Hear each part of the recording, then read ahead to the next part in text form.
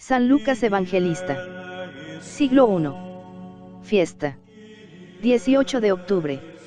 San Pablo nos habla varias veces en sus cartas de un compañero suyo en la predicación evangélica llamado Lucas, cuya alabanza corre por todas las iglesias. Una vez le llama médico querido, su médico, el que vigilaba sobre su salud en aquellas frecuentes enfermedades que entorpecían su apostolado. En otra ocasión nos dice de una manera implícita que venía, no de la circuncisión, sino de la gentilidad. Por testimonios del siglo II, San Ireneo y el canon de Muratori, y con ellos toda la tradición cristiana, sabemos que este discípulo del apóstol fue el que escribió el tercer evangelio y los Hechos de los Apóstoles, y ya más tarde, el historiador de la Iglesia, Eusebio de Cesarea, nos hace saber que Lucas era de Antioquía. Aquí debió de conocer Lucas a San Pablo desde el principio de sus tareas apostólicas. Acompañóle en el viaje de Troas a Filipos, en Macedonia, donde parece residió algún tiempo mientras el apóstol evangelizaba las ciudades de Grecia. Otra vez le vemos al lado de San Pablo durante su larga cautividad de 4 años, 59 a 63, primero en Cesarea y luego en Roma, donde se encuentra con San Pedro y asiste, acaso, a su martirio, si es que no va camino de España con su maestro el apóstol de las gentes. 4 años más tarde, cautivo de nuevo en la capital del imperio, Pablo escribe a Timoteo, su discípulo, diciéndole, que Lucas es el único que está con él.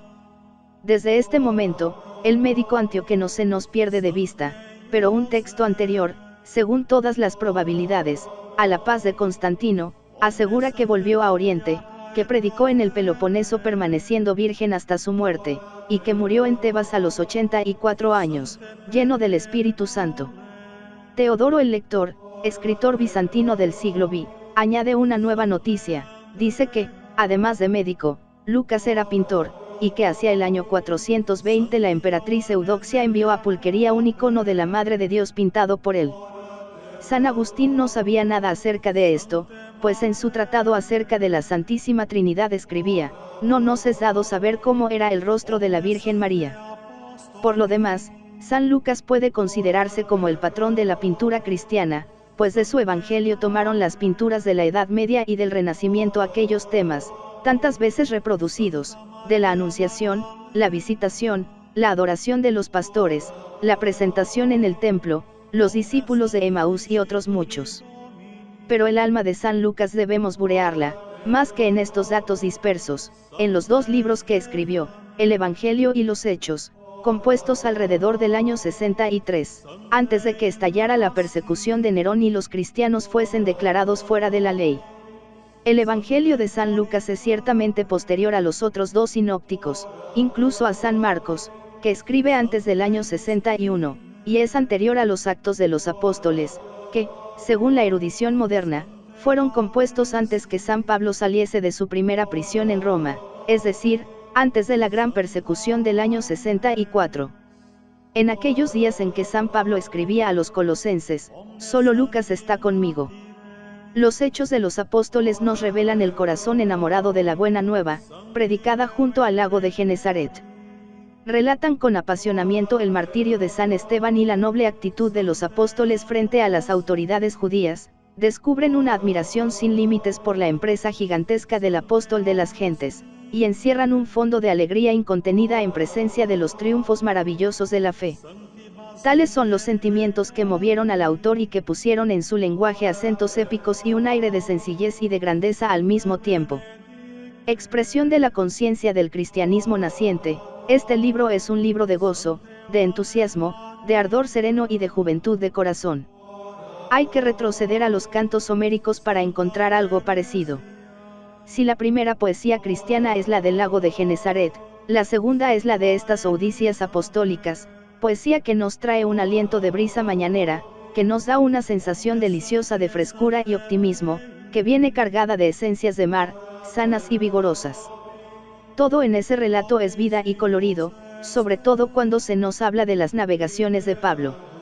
Lucas tiene el sentido helénico del mar, un sentido que se desarrolla en aquellas costas del mar Egeo, donde las aguas son tan tentadoras, los vientos tan regulares, los ocasos tan espléndidos, donde la superficie, semejante a una balsa de aceite dormido, con su pesadez y sus reflejos metálicos es tan densa y oscura, que parece invitarnos a pasear sobre ella. Hablando de sus viajes por tierra, Lucas es sumamente sobrio, pero desde que se ve en una nave, los detalles se acumulan en su memoria y las palabras en su pluma. Es la voz de la sangre y la fuerza del temperamento. También el Evangelio, a pesar de su objetividad escrupulosa, nos revela la personalidad del evangelista. Vemos al médico, al letrado, al narrador concienzudo, al hijo de gentiles, al discípulo de San Pablo. San Lucas, evangelista. Pintor, Hendrik ter Bruggen. S17. Museo Histórico de Deventer, Holanda. La tradición primitiva sobre la profesión de San Lucas tiene su confirmación evidente en el examen de su obra. Una investigación paciente ha logrado señalar muchos términos técnicos que se encuentran también en las obras de Dioscórides, de Hipócrates, de Galeno y de otros médicos antiguos. A veces, la descripción de las enfermedades revelan el ojo clínico del profesional. La terminología nos sorprende por su escrupulosidad, sobre todo cuando se trata de la curación de la suegra de Pedro, de la hemorroisa, del joven endemoniado, del poseso de Gerasa y del sudor de sangre en el huerto de Getsemaní, que solo el tercer evangelista nos recuerda. Es interesante observar cómo San Lucas descubre el espíritu de cuerpo al contar la curación de la mujer que sufría el flujo de sangre. Vemos claramente que se inspira en el relato de San Marcos, el cual nos dice, que la enferma había sufrido mucho, durante 12 años, de parte de muchos médicos, con quienes había consumido toda su hacienda sin conseguir la menor mejoría. Lleno de consideración para con sus colegas, Lucas reproduce el relato, pero limitándose a decir que aquella pobre mujer había estado enferma 12 años, sin que nadie hubiera podido curarla. Un rasgo que conviene recordar es la semejanza del prólogo de San Lucas al Evangelio, tan admirado por su sobriedad, con el que puso pedáneo Dioscórides a su libro sobre la materia médica. Lucas dedica su Evangelio a una determinada persona, a Teófilo, el mismo que encontramos luego en el comienzo de los Actos de los Apóstoles, y le dice en unas breves frases, que tienen un gran valor histórico como documento relativo a la época en que se compusieron los Evangelios, puesto que muchos se esforzaron en ordenar un relato de las cosas que se realizaron en nosotros, como nos lo transmitieron los que las vieron desde el principio y fueron los servidores de la palabra, me pareció. También a mí, después de investigarlo todo diligentemente desde el principio, escribirte a ti ordenadamente, oh excelente Teófilo, para que conozcas la solidez de los discursos acerca de los cuales fuiste catequizado. Recordamos, sin querer, el comienzo del prólogo que puso el médico griego a su obra, puesto que muchos, no solo de los antiguos, sino también de los modernos, ordenaron sus conocimientos sobre la preparación, la virtud v la prueba de las medicinas. Intentaré yo también, excelente Eriou, mostrarte lo que he llegado a conocer sobre este argumento. Y no olvidemos que Dioscórides era contemporáneo de Lucas y que, como su maestro el apóstol de las gentes, había nacido en la región de Tarso. Muchas veces, después de las predicaciones polines en Asia Menor, en Grecia, en Corinto, en Roma, había oído preguntar a los oyentes, ¿quién es ese Jesús de quien nos habla el predicador hebreo? ¿Dónde ha nacido? ¿Cuál es su vida, su doctrina, su muerte? ¿Por qué le llaman Salvador? A estas cuestiones se propuso responder Lucas en su Evangelio, y muy particularmente a la última. La idea de un hombre salvador, extendida entonces en todo el Imperio Romano, se encuentra en cada página del tercer Evangelio. Él anuncia la salud universal, la paz para todos los hombres. Al tejer la genealogía de Cristo, no se detiene en Abraham, como San Mateo, sino que llega hasta el Padre del género humano, para dar a entender que todos tienen derecho a los beneficios de la salvación. Esto es lo que se llama el universalismo de San Lucas, idéntico al universalismo de San Pablo. Un claro parentesco espiritual une los escritos de San Lucas con las epístolas polines, un parentesco que se revela en los vocablos y frases típicas, muy numerosas, que son exclusivas de ambos en el Nuevo Testamento, pero más todavía en el pensamiento que se inspira en los grandes principios de la catequesis de Pablo, la universalidad de la redención, la bondad y humanidad, o filantropía, como se dice en la epístola a Tito, el esplendor de la humildad y la pobreza, el poder de la oración, el gozo del Espíritu, que habita en los corazones abiertos a la fe. Un rasgo propio de San Lucas es el presentar a Jesús como el médico supremo de los cuerpos y las almas. Solo él recuerda aquella expresión conocida, que sale de boca de sus paisanos, los nazarenos: médico, cúrate a ti mismo, y como para eliminar el dejo de desconfianza que aleteaba en ella, añade algo más abajo: de él emanaba un poder que sanaba a todos, tanto como el Maestro Divino. Jesús es el remediador misericordioso de las dolencias humanas, el consolador de los afligidos, el dulce perdonador de los corazones extraviados.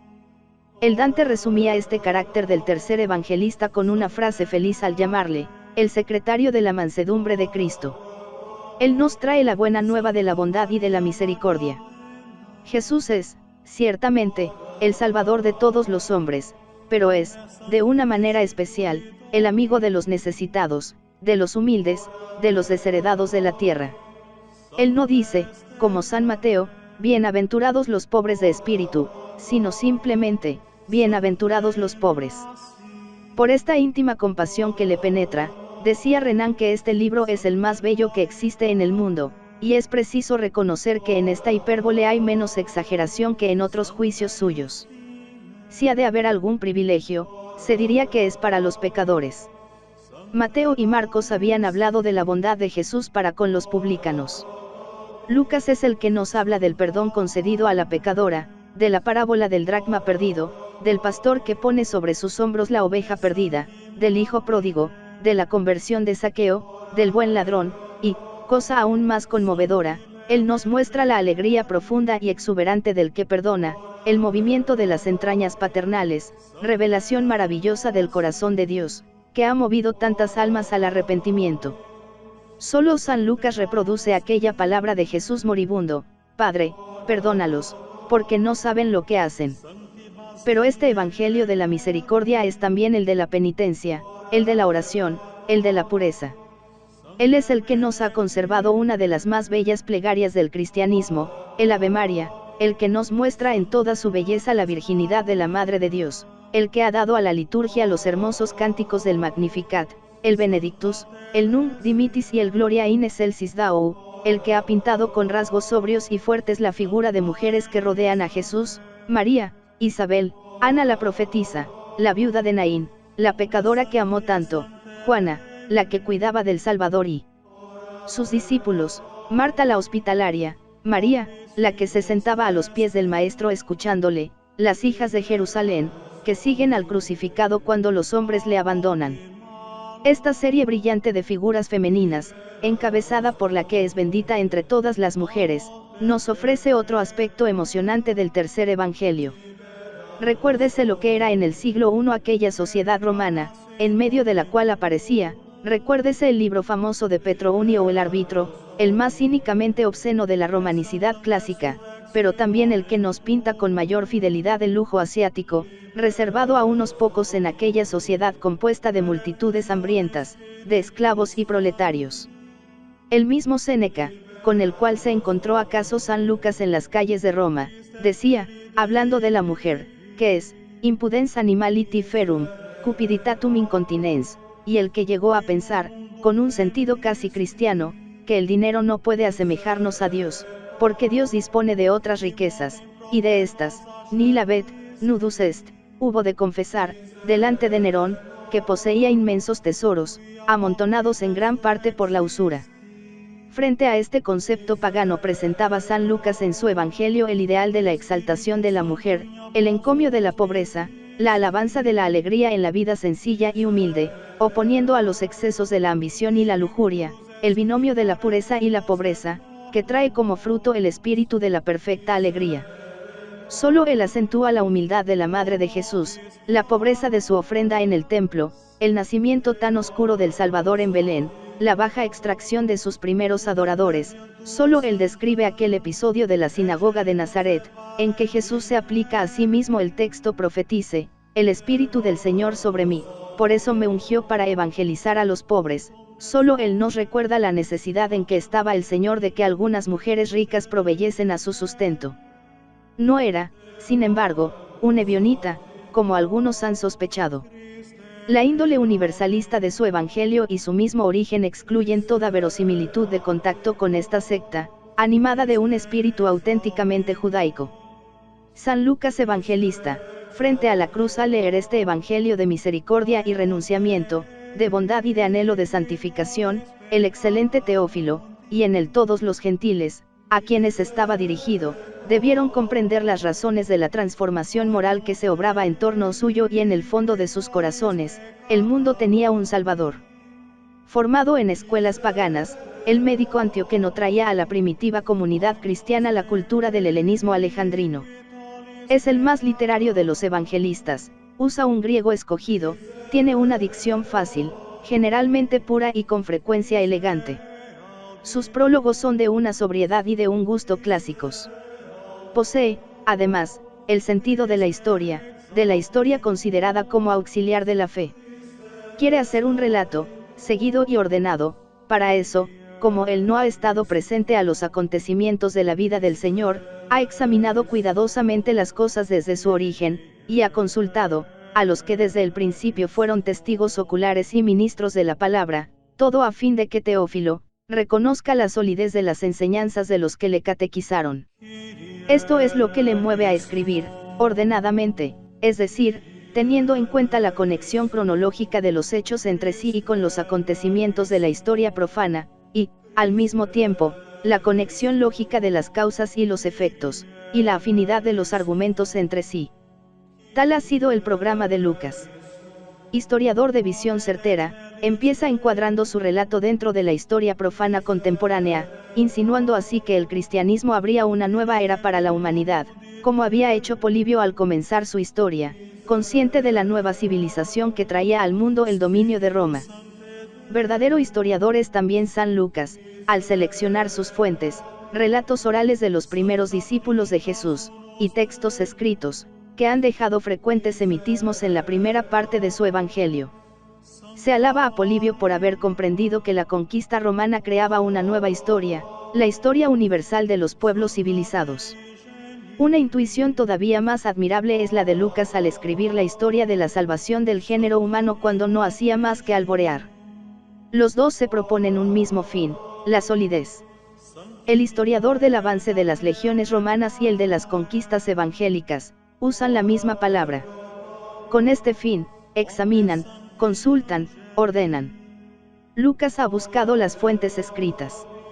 Entre las demás, conoce el Evangelio de San Marcos y lo aprovecha, pero no ha querido hacer, como el intérprete de Pedro, un confuso mosaico de los discursos del Señor, sino una relación ordenada lógica y cronológicamente. La cronología, uno de los ojos de la historia, le preocupa desde el principio hasta el fin. Si hace menos caso de la geografía, es porque para el ambiente en que había de leerse su obra importaba poco el conocimiento de las pequeñas villas de Palestina por donde había pasado Jesús. Además, helenista consciente, educado por aquella Grecia más orgullosa de sus pensadores que de sus capitanes, gustábale más señalar el triunfo de las ideas en las almas. La geografía, el escenario verdadero de su historia, estaba en el corazón del hombre, y al corazón del hombre es a donde se dirige la mirada del evangelista antioqueno, para dejar en él la semilla de la fe, para convencerle de que el Cristo, predicado por el antiguo fariseo de Tarso, es el Salvador misterioso que esperaba el mundo antiguo.